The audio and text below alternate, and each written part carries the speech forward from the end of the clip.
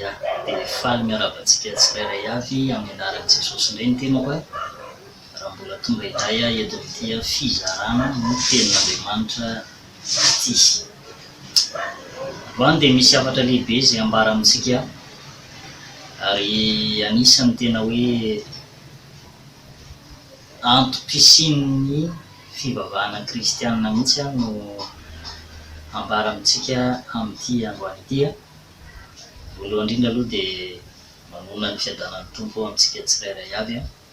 Faharoa manarak'izay dia saotra an'Andriamanitra tsika fa mbola nomena ity tombonandro androany ity azahoantsika mifampahery eto amin'ity vidéo ity indray.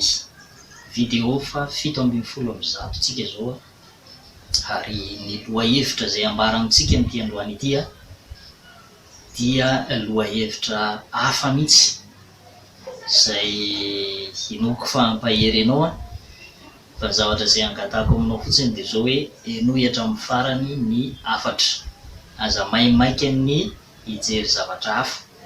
Fa rehefa matoy ianao tojo an'ity toriteny ity dia misy antony lehibe mihitsy dia raha ohatra amin'ny farany ary ny hafatra. Dia herytsika voalohany indrindra jery tenin'Andriamanitra atao bokin'ny Exodus, izay no anombohantsika azy. Exodus 12 dia ny 1 sy ny 7 ary ny 14 amin'ny anaran'i Jesosy. Ary Jehovah niteny tamin'i Mosesy sy Arona teo amin'ny tany Egypta ka nanao hoe, ity volana ity dia voalohambolana ho anareo, ka voalohambolana amin'ny taona ho anareo izy. Mitenena ianareo amin'ny fiangonan'ny Israely rehetra ka manaova hoe, amin'ny andro 10 amin'ity volana ity dia samy haka zanak'ondry iray avy izy rehetra araka ny ankonan'ny rainy, dia zanak'ondry iray ho an'ny isan'ny trano. 17. Ary analany ny rà ka atetiny amin'ny toloam-baravarana roa sy amin'ny tatoam-baravarana trano izay ihinanany azy.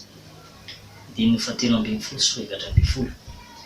Ary ny rà dia ho famantarana ho anareo eo amin'ny trano izay itoeranareo, ary raha mahita ny rà dia andalo anareo ary ny loza tsy ho aminareo raha mamely ny tany Egypta ao.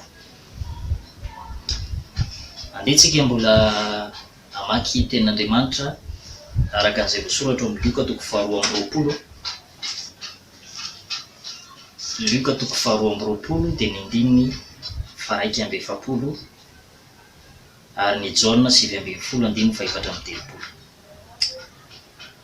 Ary niataka tamin'ny tokony indray mitora-bato izy dia nandohalika ka nivavaka, nanao hoe, raha sitraka esory amiko ity kapoaka ity, nefa aoko tsy ny sitrapoko no atao fa ny anao. Ary nisy anjely avy tany an-danitra nisy teo aminy ka nampahery azy, ary fadiroanovana izy ka dia nivavaka mafimafy kokoa, ary ny dininy dia tahaka ny rà nipotrapotraka tamin'ny tany. Faran'izay vakitsika dia ny andiny soratra masina ao amin'ny Jaona 7:20 dia ny 4:30. Fa ny miaramila anankiray nandefina ny lanovoany, ary niaraka tamin'izay dia nisy rà sy rano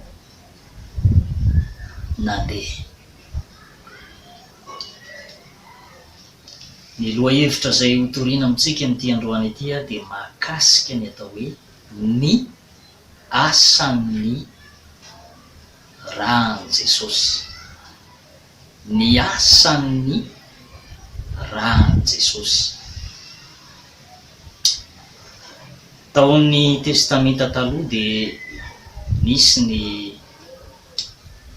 fanatitra fanaovam-panavotana nampiasaina ny rà mba hanavotana ny fanahin'ny olona anankiray mba ho voavela heloka izy dia natetina izany teo amin'ilay olona izay meloka mitondra biby izy, ohatra vormelala na domoina na zanak'omby tsy misy kilema na zanak'ondry na ataontsika hoe arak'izay biby mety atao fanatitra e, de nalaina iny a de tsy misy mahazo mamono an'iny a fa mpisorona ihany, mpisorona moa tamin'izany fotoana zany de ny taranaki-arona izay no atao hoe zay ny tendren'Andriamanitra ho mpisoron'i Jehova, ny taranaky-arona. De reo taranaky-arona reo a zay manao ny asa fisoronana, ireo no mamono an'le biby a, de avy eo iny a afafy am'izay voaloto na tempolo zany na trano zany na ataontsika hoe le olona, indrindra moa fa le olona, de vao vela ny eloko le olona rehefa mahazo an'iny rehefa tetina aminy a. Androany a de ho jerevantsika am'ty androany ity hoe inona moa ny asan'izany rahan'i Jesosy zany, inona ny tombontsoa aterak'izany rahan'i Jesosy zany eo amin'ny fiainako sy ny fiainanao, ary manahoana raha manana an'izany aho, manana an'izany ianao. Zay indray ary no velabelarintsika am'ty androany ity de manasa anao a hiaino hatramin'ny farany. Voalohany indrindra aloha raha raisintsika amin'ny foto-teny mihitsy le izy hoe ny rà dia aina ny rà. Zay mahatonga an' Jesosy hoe nandatsaka ny ràny izy a teo ambony hazo fijaliana, dika zany hoe nandatsaka ny ainy mihitsy no nafony, ny ainy no nalatsana. Zay zany le hoe nandatsaka ny ràny Jesosy a nafoy ny aina zany a, ny rà zany a de aina. Ao amin'ny bokin'ny Exodosy de mazava be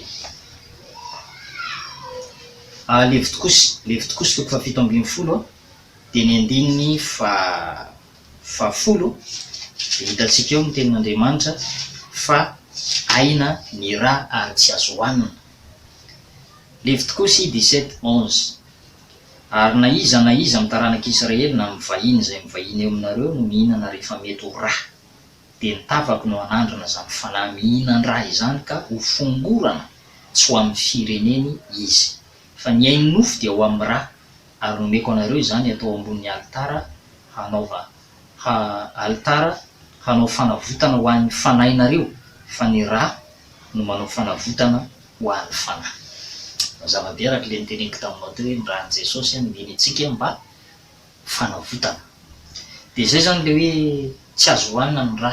Manomboka izao zany aza mihinana boudin intsony ianao, manomboka izao ianao raha ohatra hoe mamono akoho a, aza tatazana ny ràny ka hoe asiana fotsim-bary de iny de arotsaka miaraka am'le tena beany ao anaty vilany eo. Fa manomboka izao zany de fantatrao ny fahamarinana hoe tsy azo hohanina ny rà, mila alatsaka ny rà. Vao azo hohanina, mila alatsa-drà le biby zay vao azo hohanina, fa tsy hoe tahaka ny hoe anganongano sy honohono sy fampianarana zay nataon'ny olona manao hoe ny voromailala hono de biby masina de kendaina fa tsy tapahana ny lohany, diso be zany. Raha tena kristianina ianao de tsy tokony hihinana rà, tsy tokony hihinana rà, fa tokony halatsaka rà zany ny biby zay vao hohanina. Zay zany manomboka androany zany de tokony hiovy ianao satria efa fantatrao ny fahamarinana, ary ny fahamarinana no manafaka antsika. Dia toizantsika ihany moa zany ny fanazavana hoe ao amin'ny asan'ny apôstôly koa toko 5:20 de manomboka amin'ny andininy 7:20 de mbola nentitrenteriny apôstôly mamerina indroa manana ny ampy, mamerina indroa manana ny antitra. Zay zany nambaran'ny apôstôly hoe tsara averina ny fiangonana ity fa zavatra halan'Andriamanitra mihitsy ny mihinan-drà. De jereo nge voasoratra amin'ny asan'ny apôstôly 15:29 de ny hifadianareo ny hena terina misampy sy ny rà sy ny zavatra kendaina ary ny fahavetavetana, raha matandry tena hifady izany ianareo de ho soa velona ianareo. Zay zany ny zavatra nilazain'ny apôstôly hoe tandremo ny mihinana rà. Ajanontsika hatreo ny momba an'iny fa hiditra any amin'ny votoatintsika. Voalohany indrindra aloha ny rahan'i Jesosy dia nanafaka antsika tamin'ny fomba fitondran-tena adala sy ny fomba amam-panao netondrazana zay tsy mahasoa. Petera voalohany toko voalohany dia ny andininy fa 7:20 zao vaky ny teny amin'ny anaran'i Jesosy. Mba fantatrareo fa tsy zavatra mety ho simba tahaka ny volafotsy sy ny volamena no nanavotana anareo tamin'ny fitondran-tena adala zay azonareo tamin'ny fomba amam-panao netondrazana. Fa ny raha soan'i Kristy toy ny raha ny zanak'omby tsy misy kilema ary tsy misy pentipentana. Ny rahan'i Jesosy zany dia nanavotra antsika tamin'ny fitondran-tena adala. Ankehitriny ianao raha afaka tamin'ny fitondran-tena adala dia tsy ny fiezahanao manokana fa na hoe ny saina. Misy mantsy olona miteny saina ihany mitondra an'io tsy ny saina fa ny rahan'i Jesosy no miasa dia afaka ianao zany hoe gaga za moa dia afaka tamin'iny toetrako tahaka izao iny, za moa dia afaka tamin'izao. Rehefa mivavaka ianao a condition ny mivavaka fa tsy hoe olona tsy mivavaka ary dia hoe ny rahan'i Jesosy ny asa taminy. Fa rehefa hoe nanolo tena ianao zany dia nino an'le rahan'i Jesosy ny tombontsoan'izay amin'ny fiainanao dia olon'afaka ianao, olon'afaka. Fitondran-tena adala dia mamatotra ny olona mihitsy. Ohatra hoe reny manao volo tektonika reny, manao volo soaka, eto amin'ny tapiny eto misy volo dia ny sisiny sola paika, sola be ny sisiny. Misy koa fomba fitondran-tena adala, misy olona eny amin'ny arabe na le olona manao an'le body kely sy le totsika hoe sikina kely fotsiny anaovany, mampianjanja ny nofo, misarika lehilahy, vehivavy janga zany raha zay ny anazavana azy. Dia reny zao fomba fitondran-tena adala reny, tsy tokony tenan'le olona manolo tena ho amin'ny fijangajangana. Fomba fitondran-tena adala zany ary tsy le olona ihany fa le olona voasarika. Misy ny olona voasarika jery mandinika dia na dia efa lasa ny afaka 10 minitra ny azy le vehivavy dia mbola mitsirika ihany nakaiza izy teo, dia farany midona amin'ny poto, dona amin'ny poto ny farany satria variana loatra, varivariana lavitra ka tsy mahita ny eo anoloana. Zay zany le hoe fomba fitondran-tena adala. Aoko ny fitenena ratsy, ny lainga, ny fitaka, ny halatra, reny fomba fitondran-tena adala daholo iny. Nanafaka antsika tamin'izany ny rahan'i Jesosy.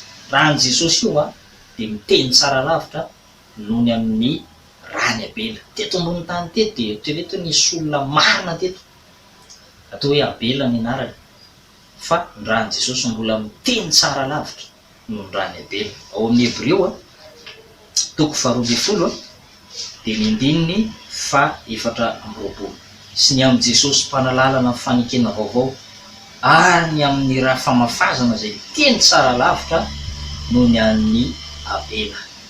Maty Abela novonoan'ny Kaina, noho ny fialonany dia novonoan'ny Kaina rahalany izy, satria ny fanatitra nentin'ny Abela dia biby, arak'izay tenen'Andriamanitra taminy, biby ainy biby no atao fanatitra dia alatsaka iny raha iny fanaovam-panavotana ho an'ilay fanahy.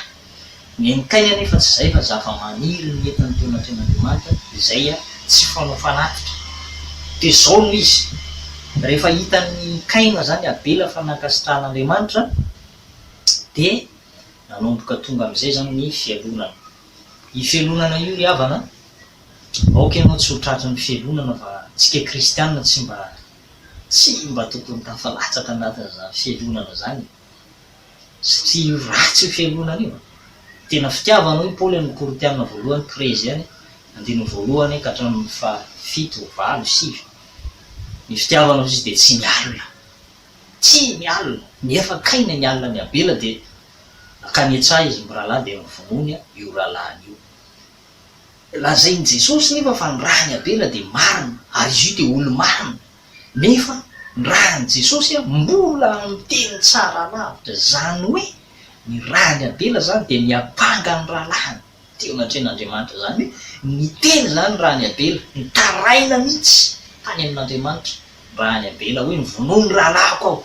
Fa ny rahan'i Jesosy indray ry havana tsy tahak'izay, fa ny raha Jesosy zany hoe de manavitra atsika, mitondra fanavotana ho amin'ny fanahintsika eo anatrehan'Andriamanitra. Tsy manameloka zany raha Jesosy, tsy miapangatsika. Zay zany ny zavatra tokony ho fantatsika momba n'izany atao hoe raha Jesosy zany.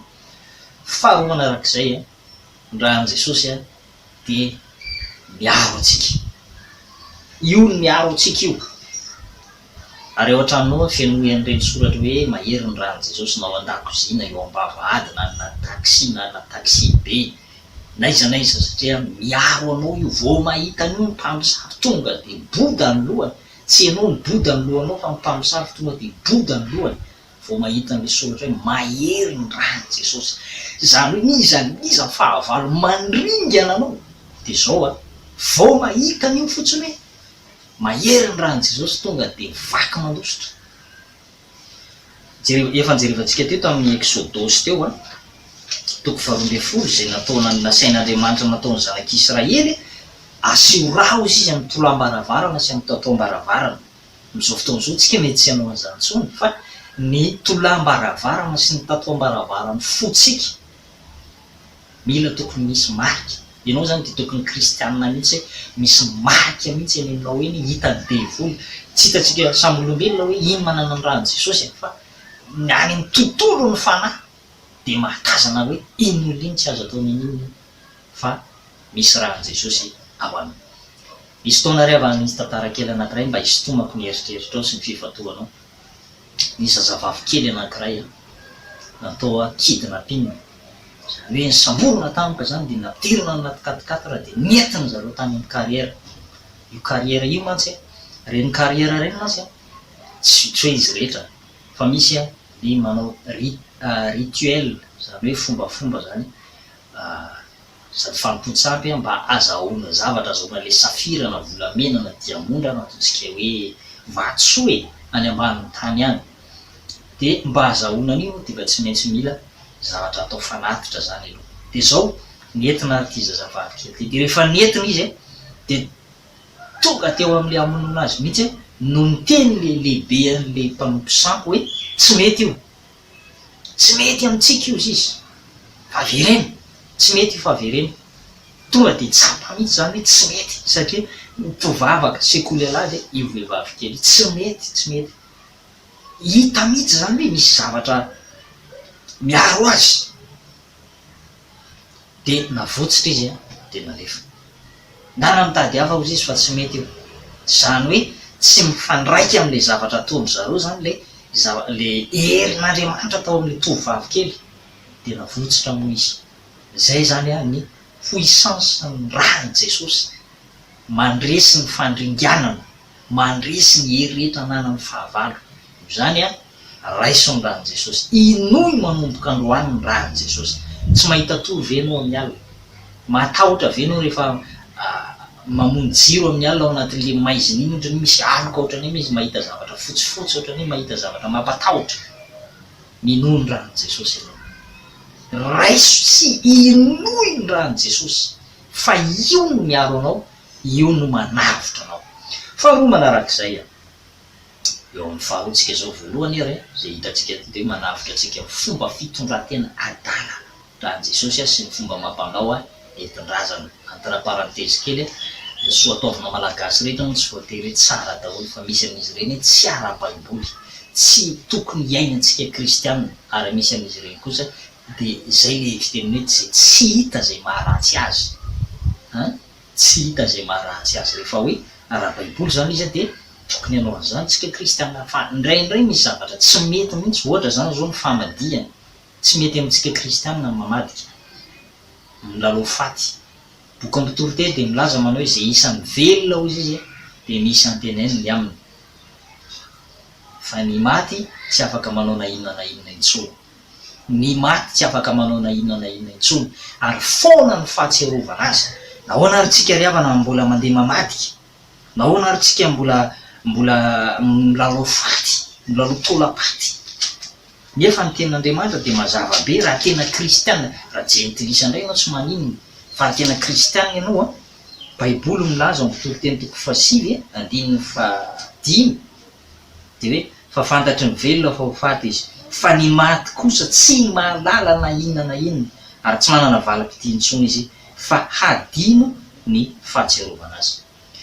De ianao manao hoe fa ianao io zany pastera mivoaka tamin'ny vato amakazo tsy anaja ny ray aman-dreny tsy anaja ny olobe teo aloha de tsy haiko aloha fa Andriamanitra no tokony ekena kokoa noho ny olombelona. Raha zay ny teneniko taminao teo hoe rehefa mino ny ranon'i Jesosy ianao de tsy voafatipaty ny fomba mampanao nentin-drazana tsy mahasoa.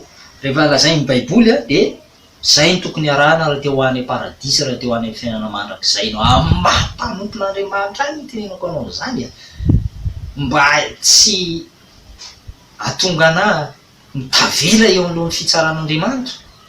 Ianao de nahalala ihany fa maninona de tsy nitenenanay zany fa adidiko manambara an'zany aminao mino moa ianao tsara tsy mino ianao de anao ny ianao mandray moa ianao tsara tsy mandray ianao de efa zay fa zay ny lazay ny baiboly hoe tsy manana valim-pitiaty ambon'ny tany tsony ny maty adino ny fahatsiarovana azy.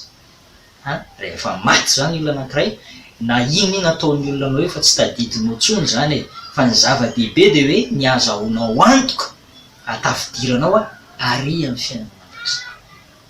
Zay ny tena zava-dehibe rehefa tafiditra any ianao tompoko zay ny tena zava-dehibe fa tsy hoe ianao tsy tafiditra any an-danitra fa very eny amin'ny eto de zao ny ety amboniny tany koa mbola anaovan'ny olona zavatra hafahafa koa ny taolam-balinao sy ny alo de ka zay ajanontsika treo zany am'izay tsitra lala mihitsika satria mbola débat mbola lavabe zany afatra mbola lavabe zany fa atsidika fohifohy satria misy rehetra hoe fomba mampanentin-drazana de zay hoe entre parenthèse iny anaty fonoteny hoe tsy tokony hamadika tsika kristianina satria tsy mety amintsika mihitsy le izy Andriamanitra masina ary efa zay ny teniny de tsy maintsy arahantsika zay ny teniny taminao teo hoe tsy mety aminao zany fa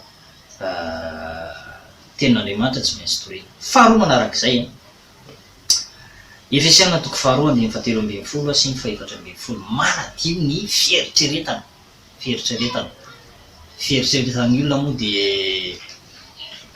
indray mieritreritra tsy ampandrina makafy sary maloto, film porno, sary pornographie, tanjatanjaka, asa soratra vetaveta, teny vosiposidratsy, blague maloto, mahatonga fieritreretana ratsy reny ary mila mangataka ny ranon'i Jesosy mba hanadiovana atsika. Tsy vitanao amin'ny herin'ny tenanao ary io de mamatitra matoa ny tenen'ny tenin'Andriamanitra hoe ny ranon'i Jesosy manadio ny feon'ny fieritreretantsika ho afaka amin'ny asa maty de mamatitra mihitsy zany ary mahatonga fahafatesam-panahy reny zavatra reny. Fieritreretantsika mety ratsy-saina antsika mahita ny afambiny afaka iny araka le fanteneniko teo hoe misy ny fialonana ratsy-saina lasa ratsy-saina zany tsika fa zao mba hahafahana am'izay faratsy mieritreritra sy faloto mieritreritra zay de mila mangataka amin'ny ranon'i Jesosy tsika. Ao amin'ny Efesiana 2:7-12 fa ankehitriny kosa ao amin'ny Kristy Jesosy ianareo zay lavitra fahiny de efa nampanikiken'ny ran'i Kristy. Raha izay Hebreo ao amin'ny bokin'ny Hebreo de mbola misy manazava an'izay koa. Hebreo 7:13 maika fa ny ran'i Kristy zay nanatitra ny tenany tsy manatsino an'Andriamanitra tamin'ny alalan'ny fanahy mandrakizay no hanadio ny feo amin'ny fieritreretanareo ho afaka amin'ny asa maty mba hanompoana an'Andriamanitra velona. Manadio ny feo amin'ny fieritreretana ny ran'i Jesosy. Lasa madio ny feo amin'ny fieritreretanao de ny olona ihany koa rehefa mibebaka de atao batisa de mandray ny fanahy masina mandray mitomboka sy amin'ny fanahy masina de aveo izy manao asa tsara madio ny feo amin'ny fieritreretana satria ny batisa mantsy de fitadiavana fieritreretana tsara. Fitadiavana fieritreretana tsara batisa. De ny ran'i Jesosy koa manadio mihitsy zany karazana ohatrany hoe goma mihitsy zany ao amin'ny subconscient-tsika eo mantsy no mipetraka ny souvenir tsara na raha tsy atao paratoka ato zany atao paratoka ao nipetraka ny sary rehetra ka na de efa zay mahatonga hoe kristianina raha vao mijery an'ireny sary maloto na film maloto reny raha hoe mifanaly beta manolona de tsy afaka ao an-tsainy mihitsy tsy afaka ao an-tsainy mihitsy le zavatra natao satria gravy ao amin'ny subconscientsika zany hoe miraikitra amin'ny subconscient io zany de tahaka ny solaitra be anankiray subconscientsika hoe de manoratra eo daholo zay de anoratra tantaratsika tantaran'ny fiainantsika zay ataontsika na ny actiontsika na ny émotiontsika na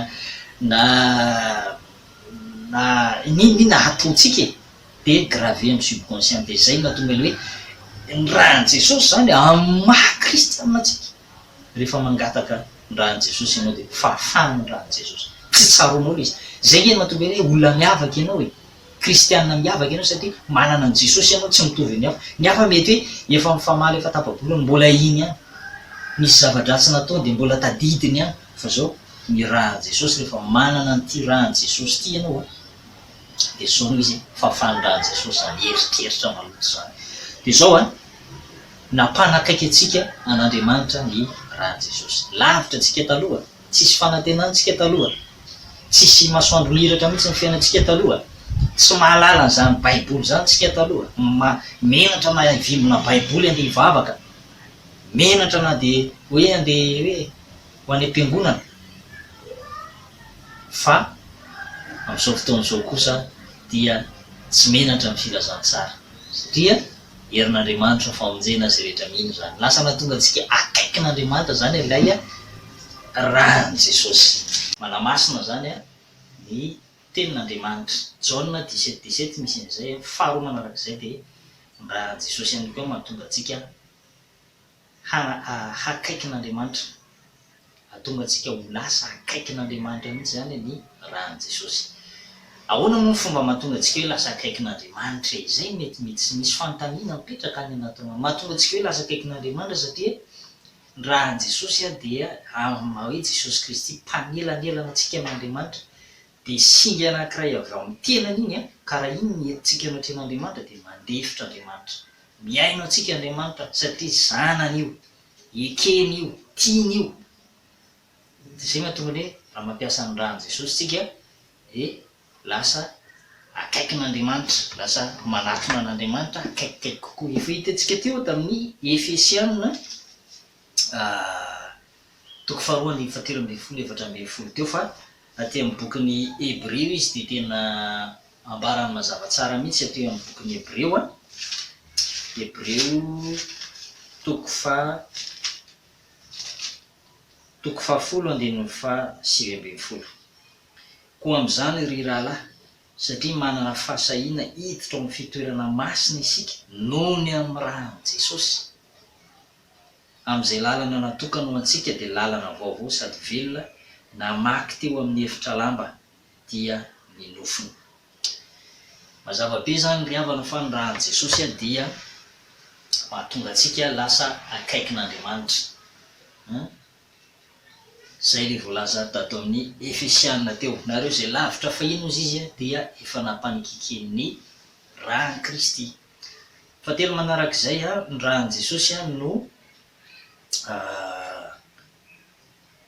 mampionona ny fahatezerin'Andriamanitra amintsika tezitra mpanota Andriamanitra ary zavatra andrasan'Andriamanitra mpanota de mba izy bebaka fa tsy tokony hirehare mihitsy mpanota hoe zay ary zao tsy mivavaka tsy raha tena misy hoe zany fitsaran'Andriamanitra zany hoe tsy efa nitsarain'Andriamanitra tsy efa nikapohan'Andriamanitra tsy efa hoe ina loza tsy efa nahazo anay zany zavatra atao ndatsy fanana mpanota fa angamb'Andriamanitra zany tena tsy mitsaraka ary tena tsisy mihitsy zany fitsaran'Andriamanitra zany zay zany totalikevitry ny ratsy fanana ny mpanota ka ny mpanota zany de andrasan'Andriamanitra hibebaka moa fa tsy fantatra izy ihany amin'ny soratra masina fa ny ditranao sy ny fonao tsy mety mibebaka ny reketany fahatezeran'Andriamanitra aminao amin'ny amin'ny fitsaran'Andriamanitra fa zao rehefa mandray ny rahan'i Jesosy ny mpanota diovy ny rahan'i Jesosy ny mpanota de mionona ny fahatezeran'Andriamanitra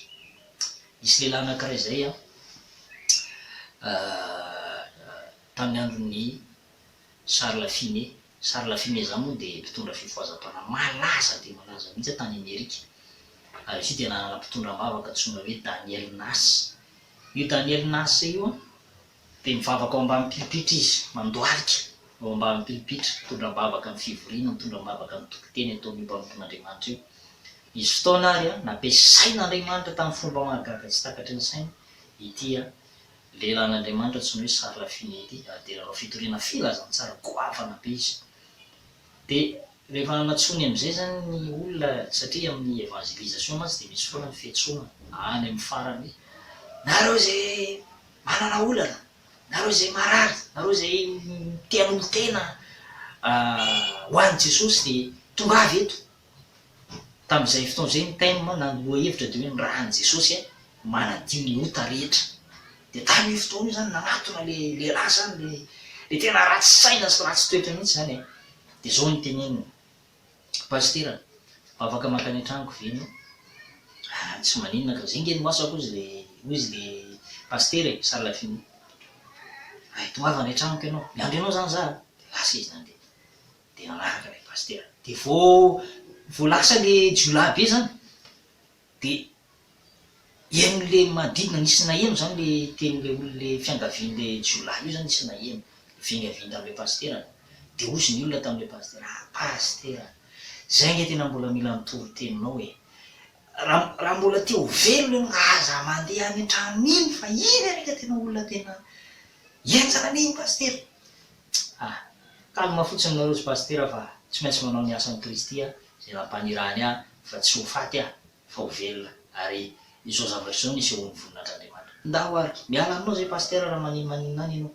efa enina nge nilaza an'iny fa jiolahy be nge iny tsy maintsy mandeha ozy pastera lasa pastera zany andondona diry anao pastera hita dia mipetraha eo amin'ny seza eo dia mipetraka dia sotominy am'izay zany tiroarana jerena nakabasy taitra ihany moa pastera amin'ny maha-olombelona za matahotra ianao pastera za matahotra ianao fa asehoko anao fotsiny teo izy fa ty basiko ty namon'olona fito efa nafaty olona anankifito ary zaho izy izy zany manana an'ity bara lehibe ty dia zaho izy tsy vitany fa tsy vitany hoe mamoko ny olona ozy izy apprécieko isotro toka rehefa mamo izy dia mbola alaiko garoniny kokoa ny posiny dia mbola alaiko daholo zay ny aminy any na telefona na voly dia zao zay foana ozy izy ny fomba fanaoko taloha ary fa zaho naheno an'le toro-teninao teo hoe zany ianao miteny hoe rahan'i Jesosy manadio ny fahotan'ny olona rehetra izy ninona vitany tena marina tokoa ve zany pastera tsy mandainga ny soratra masina ozy pastera eny tokoa ny rahan'i Jesosy Kristy zany manadio antsika ho afaka amin'ny ota rehetra raha miaiky ny fahotantsika isika rahan'i Jesosy Kristy zanany manadio antsika ho afaka amin'ny ota rehetra dia ahoana zany ny ataoko fa za mba te vavaka za mba te anolo tena dia ozy Charles Lafinety amin'izao teo daholo ireo tavaniko tokanao reo dia diovy ny fiainanao dia arivo ny basy iny aza mampiasa n'intsony ianao dia mandehana ny am-piangonana mivavaka manolo tena nanomboka teo ry havana ohatra ny tena nisy herin'Andriamanitra nirotsaka be mihitsy tao amin'ny oranga io tsy ohatra ny emy zany fa tena nisy herin'Andriamanitra nirotsaka be mihitsy ary nanomboka teo dia tena nitomany izy tomany dia taloha moa zany izy zany tsy azo antoka toy vady aman-janany mihitsy fa tonga dia ary izay nefa nahatonga an'le zanany etony hoe magi no ny anaran'le zanany tobasa amin'ny rano mangotraka dia misy olatra mihitsy teo amin'ny tanany dia fa le vadiny koa amin'izany amin'io fa vonoiny foana fa tamin'ny fotoana io fa mihitsy ny fomba famalina voana anatona le zanany tonga dia izy magi malala izy magi malala satria ny antony anatona le zanany zany dia hoe masaka ny sakafo dada masaka ny sakafo voana anatona tonga dia tsy any amin'le sakafo aloha zany sain'ny dadany koa tonga dia any amin'le zanany any amin'le fiovana zany miova mihitsy na fite rehefa anao ianao rehefa manatona ny Jesosy rehefa niraisinao io rahan'i Jesosy miova ianao miova iny tsy raha miadama tsony mikorina anatinao fa rahan' Jesosy hoe le mitondra fiovana. Raha mbola ny raha miadama mantsy any aminao de mbola mirangorango ny fahotany ianao, mbola ao miraiky tapisakao le fahotany. Fa raha fa ny rahan'i Jesosy, rehefa ny rahan'i Jesosy mikorina anatinao, miala zany rehetrarehetra zany. Miota faratsitsaina, eritreritra maloto, fitondratena adala, miala daholo zany. De miasotra tamin'ny rangahy io ny fitondratena adala, de nanjary laza niovana ny teza. Maky malala izy, mantsy zany tsy mbola niteny an'izany mihitsy io rangahy io hatramin'izay. Fa tamin'io fotoana io zany de tena niova mihitsy, maky malala ozy izy. Oka aloha izy fa mbola mivavaka sady mandoalika mivavaka ihany izy amin'ny efitrano eo. Teny am'izay zany mitavanaky toka rehetrarehetra mipitera. De niova izy nakany am-piangonana, izy sy ny vady aman-janany, niova izy rehefa. Ka ny rahan'i Jesosy zany rehefa de mampionona ny fahatezerin'Andriamanitra. Lasa na ny fijerin'Andriamanitra an'le olona ary lasa hafa mihitsy. Misy fankasitran'Andriamanitra, misy fanatrehan'Andriamanitra eo amin'ny fiainan'le olona. Atao amin'ny asan'ny apôstôly ato rehefa na asan'ny apôstôly toko 7:7 de milaza ny ten'Andriamanitra hoe ho avy ozy izy andro famelombelomana avy amin'ny fanatrehan'ny Tompo. Izy atao amin'ny asan'ny apôstôly 3:19 manao hoe koa mideba ianareo ary miova hamonoana ny fahotanareo mba ho avy zay andro famelombelomana avy amin'ny fanatrehan'ny Tompo. Andro famelombelomana io zany le zavatra niainan'io rangahy io taorinan'le fiovam-pony. Misy andro famelombelomana, misy fifalimy famonjena, misy famelombelomana, fiadanana, fahasambarana. Zany rehavana zavatra tena hoe mahafinaritra n'ity famponan'Andriamanitra. Mahatsapa fifaliana tsy mbola tsapanao hatramin'izay ianao, fiovana eo amin'ny fiainana. Ny olona ety ivelany moa zany de mahita satria mitobatobaka le fahasoavan'Andriamanitra. Tobatobaka de mahatratra ny hafa. Zay ngiva tonga an' Jesosy nareo fanasy ny tany. Manahoana moa sira rehefa atao anatin'ny laoka? Raha ohatra hoe misy laoka roa karazana ao anaty vilany ao ohatra, ataontsika hoe totokena sy poireau ohatra zay. De asiana sira, raha asiana sira hoe tonga de mamy sira. De ohatr'izany zany ianao rehefa hoe nandray ny rahan'i Jesosy, nandray an'le famonjena ao amin'ny fianakaviana na mpiray tampo na ao amin'ny zanakao ao amin'ny ankohonana, de fantatr'ireo hoe misy niova dada, hoe niova zandro zany tena hafa mihitsy zany réaction andrazoky zany io tena niova, ary izy iny tena niova. De mifampiresaka ny ao an-tanàna satria hita taratra ianao le fanasan'ny tany, manamasina, lasa mampisira ny tontolo manodidina. Ary na de miteny laoko ny vavanao za de mampisira, tsy miteny ratsy tsony, tsy miteny zavatra tsy araka ny sitrapon'Andriamanitra tsony, tonga de ny fanamasina mihitsy mibloke ny zavatra rehetra tsy tokony ho tenen'ny vava. Zay ny mahatonga le tsy tafiteny ratsy tsony. Tsy ho mazia akory, fa misy hery tsy hita maso avy eo ambony hazo fijaliana, entin'ny rahan'i Jesosy manova hery tsy hita maso. Na ianao zany hoe galy, maninona ary ihany miova satria ianao nandray an'le hery tsy hita maso. Any amin'ny Jaona 1:12 de misy soratra masina milaza ny manao hoe zay rehetra nandray azo izy de nomeny hery ho tonga zanak'Andriamanitra de zay miny ny anarany. Io le hery tsy hita maso, tsy hitan'ny masonao nefa afaka tonga de miasa mivantana eo amin'ny fiainanao.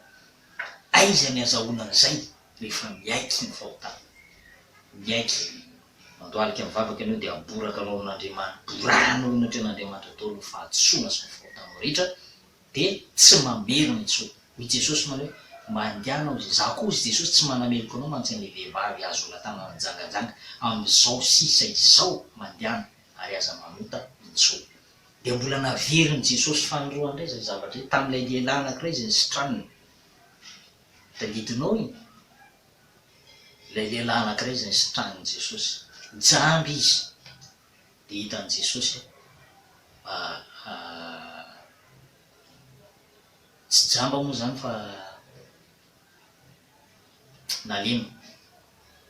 De nisitran'i Jesosy tam'le aretina nahazo azy io izy de hoy Jesosy manao hoe efa sitrany ianao zao, hitan'i Jesosy teo amin'ny tempoly izy, efa sitrany ianao zao aza manota intsony Jesosy. Fandrao anjoanao ny ratsiratsy kokoa noho ny teo. Ianao zany rehefa mandray ny fanasitranana an'Andriamanitra dia aza mamerina intsony. Reny moa reny aretina reny indraindray kabok'Andriamanitra izy reny e. Nefa maizan'Andriamanitra ny olona mihitsy reny. Dia rehefa nahazo fanasitranana zany namindra fo taminao Andriamanitra, nohenon'Andriamanitra vavaka ianao matoa nandray valim-bavaka fanasitranana dia zao hoe aza mitoy mamonta intsony. Zay ihany, aza mitoy mamonta intsony.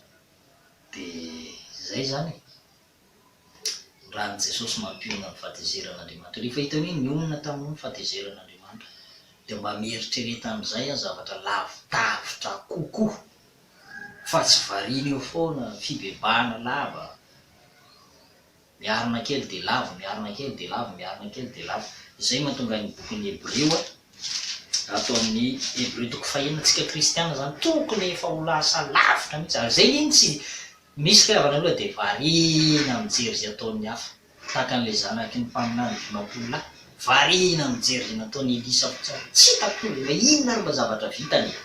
Ary misy ary manakana. Aza variana mijery ny fiainan'ny hafa ianao fa ny Baiboly eto miteny manao hoe aoka ilozantsika hoe zay miabidimy fotopampianaran'i Kristy fa aoka handroso ho amin'ny fahataterahana isika ka tsy hanao fanorenana indray dia fibebahana fananiasa maty sy ny finoana an'Andriamanitra. Ny amin'ny fotopampianarana amin'ny batisa maro sy ny fanontran-tanana sy ny fitsanganan-tena maty sy ny fitsarana analak'izay. Ireny zany zavatra efa dia misy zany zavatra efa tokony ilozana fa tokony efa hitombo amin'izay zany mba hampitombo ny talenta handroso lavidavitra kokoa fanompoana an'Andriamanitra.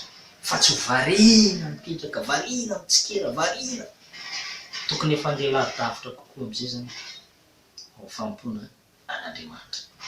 Zay ny afatra Jesosy hoe rehefa nafahana, rehefa mivonjena dia tokony mandeha lavidavitra kokoa amin'izay zany. Mieritreritra amin'izay zany inona amin'izay zany ny ataoko amin'ny fanjakan'Andriamanitra. Inona ny asa tokony ataoko hampandrosoana amin'ny fanjakan'Andriamanitra.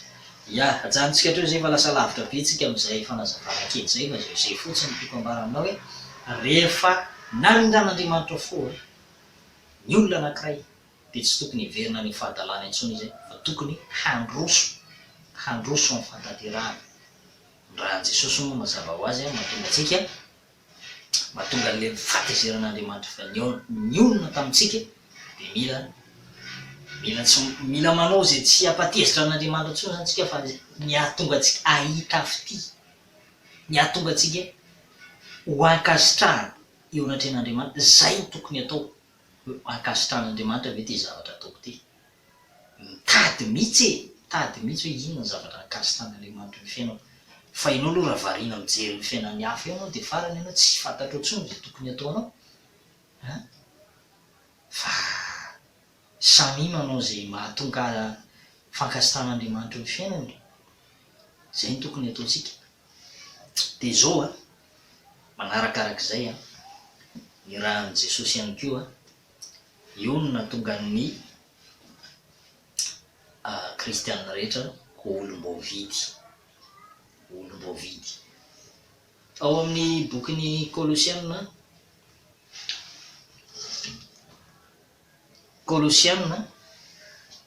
toko 1:20 dia milaza ny ten'Andriamanitra hoe tsika izao ry havana ny lasa havan'Andriamanitra, lasa ankohonan'Andriamanitra rehefa nandray amin'ny rahan'i Jesosy. Kolosianina toko 1:20.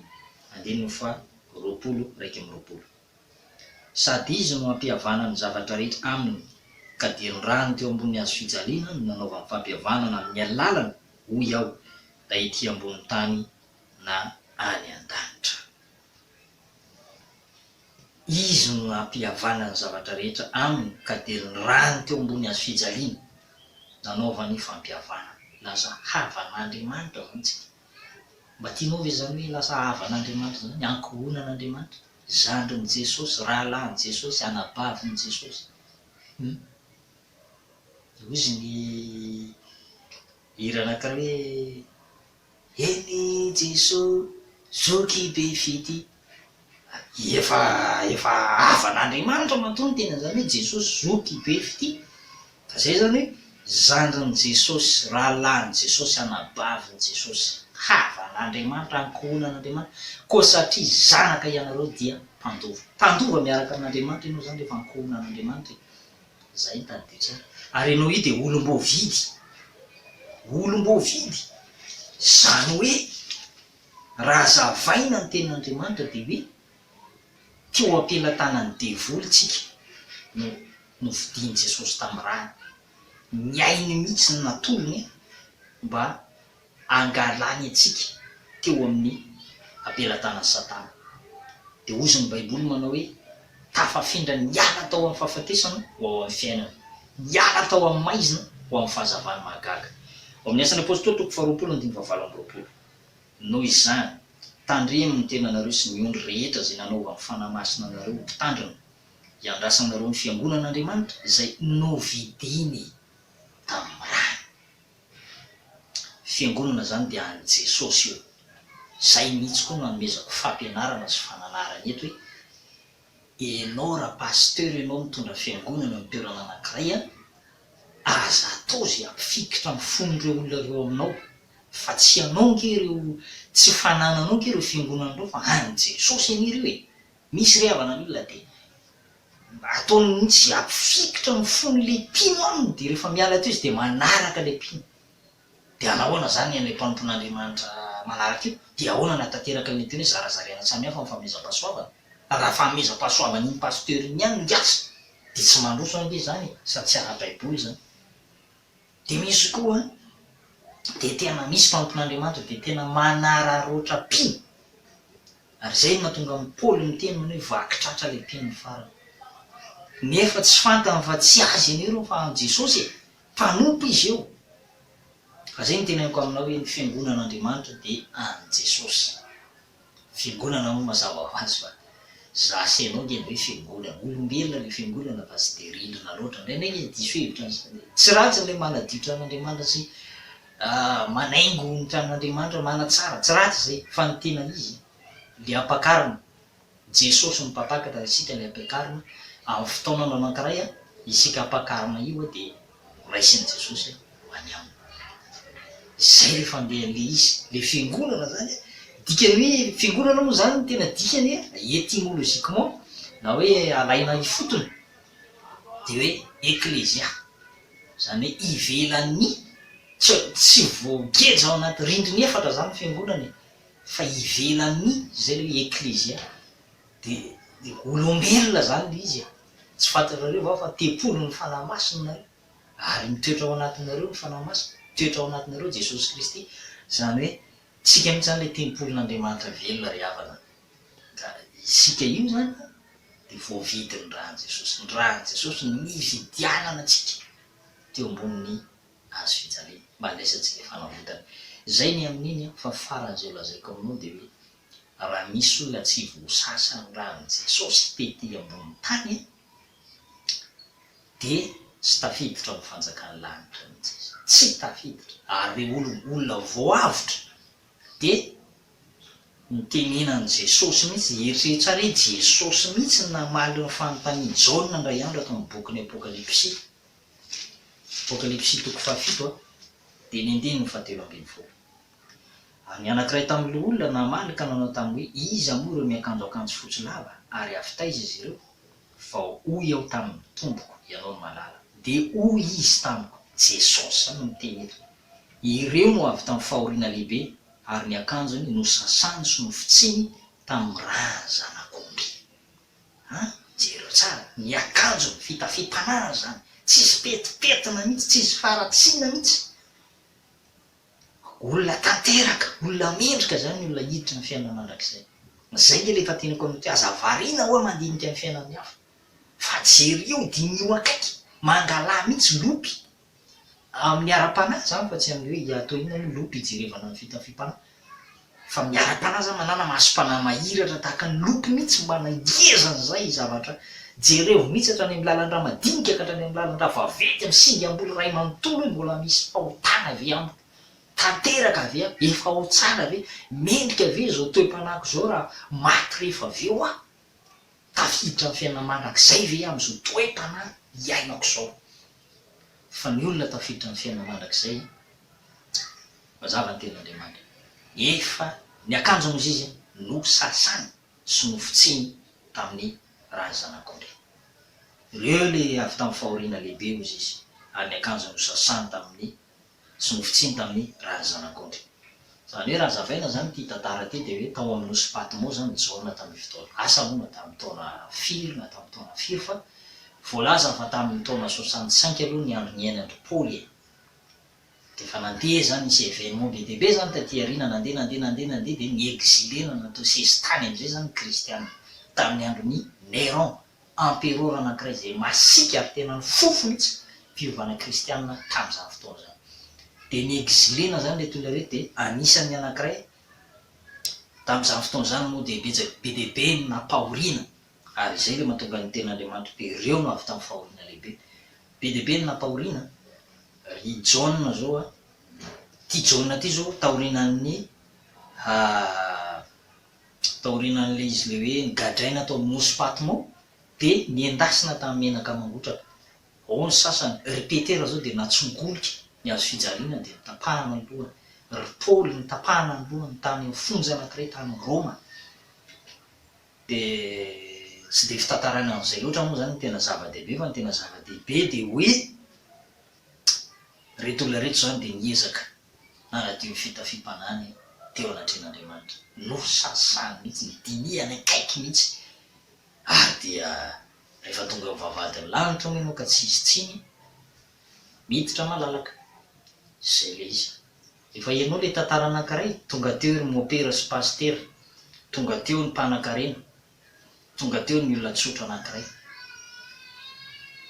de ratsona am'izay zany mopera sy pasitera de zao ny teneniny zareo ty baiboly ty izy antanio aty fa haiko daholony eo ozy re anjely tsy zany ny ilaina fa mikisary tonga vanindray ny mpanan-karena anankiray mitondra vola be dehibe mihitsy ty ozy izy tonga de natolon'le vola kisary izy ny anjely fa tsy zany ny ilaina engavany am'izay misy olona anankiray tsotsotra mitsikitsiky tonga teo mivavadiny lanitra teo tsisy kesikilia tsisy fanontaniana fa ola tonga de niditra manaraka mety zay ngamba ry havana le ten'Andriamanitra afatanteran'le ten'Andriamanitra hoe re tiazakazaka efa trotraka ozy midira ny fifalian'ny tompona natokoka amin'ny kely anao izy totendrena mpanapaka be midira ny fifalian'ny tompona nalalaka ary le mpanompon'Andriamanitra anankiray zay ny tena hoe miaozy izy ny tena faniriko rere olona rehefa tonga eo amin'ny vavadiny lanitra de tsy adikadinina misa tonga de miditra malalaka zay tokoa ry havana ianao rehefa voasasany rano Jesosy a miditra malalaka de nanontany am'izay zany le mpanan-karena sy ny mopera sy ny pasitera fa hoaniny to tsy nanontaninao mba tsy an'le anjely zany tsy hitanareo ny fitaveny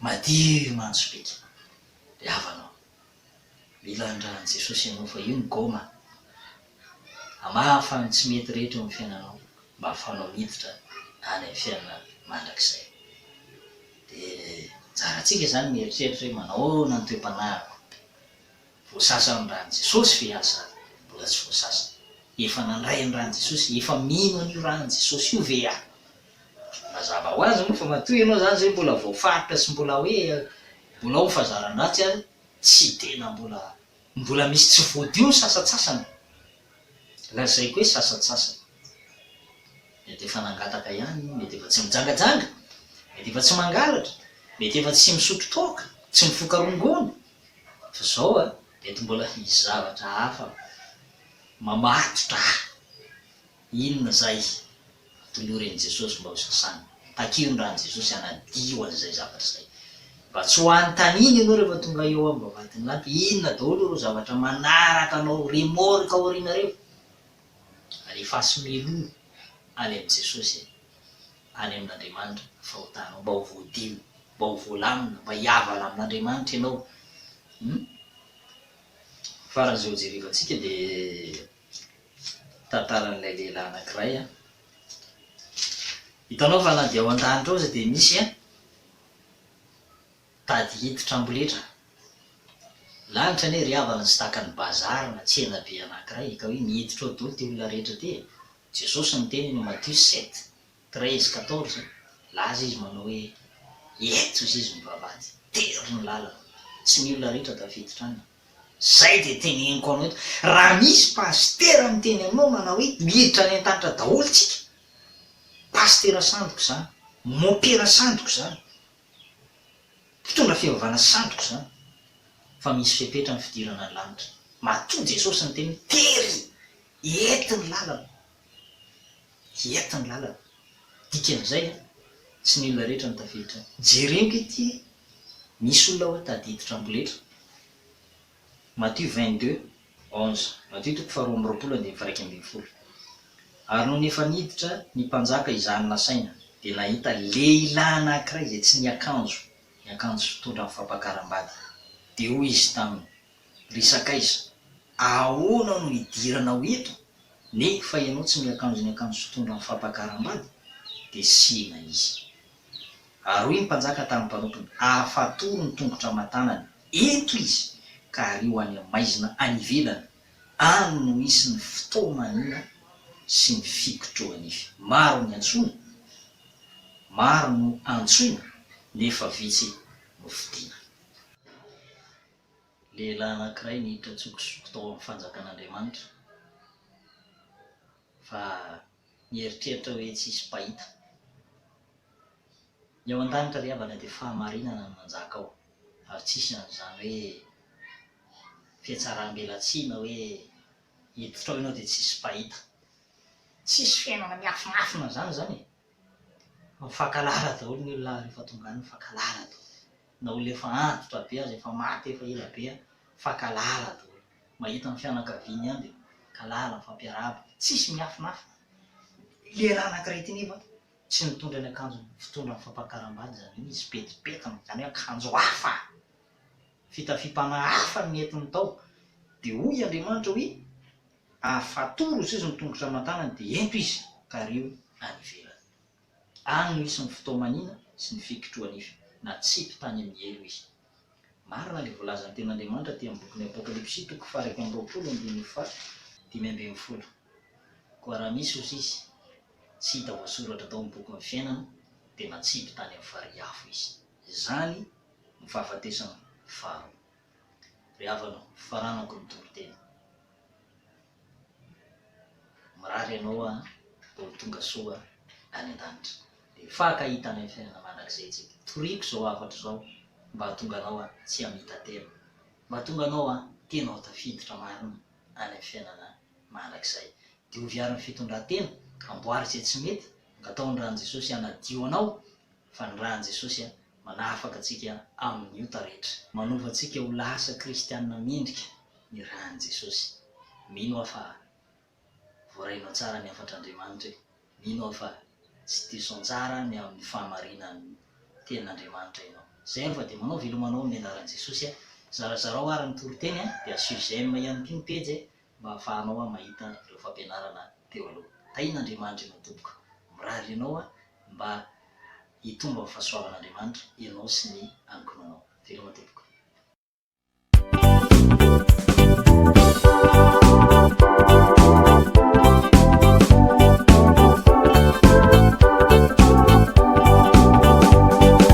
teo afako tavaiana misy amin'ny raha ao amin'ny raha sitrakaova olevoninota makaka ny herin'ny raha misy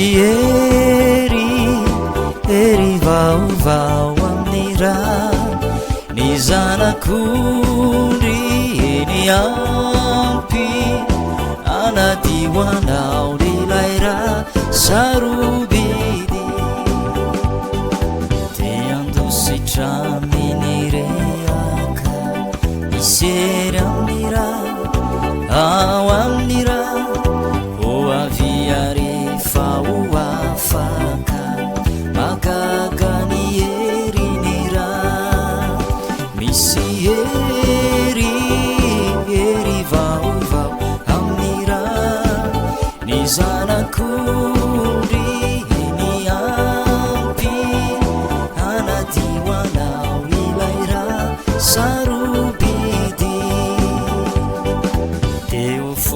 ka anjopikavayanao misery amin'ny raha ao amin'ny raha ranovelona anadio ny otanao magaga ny heriny raha misy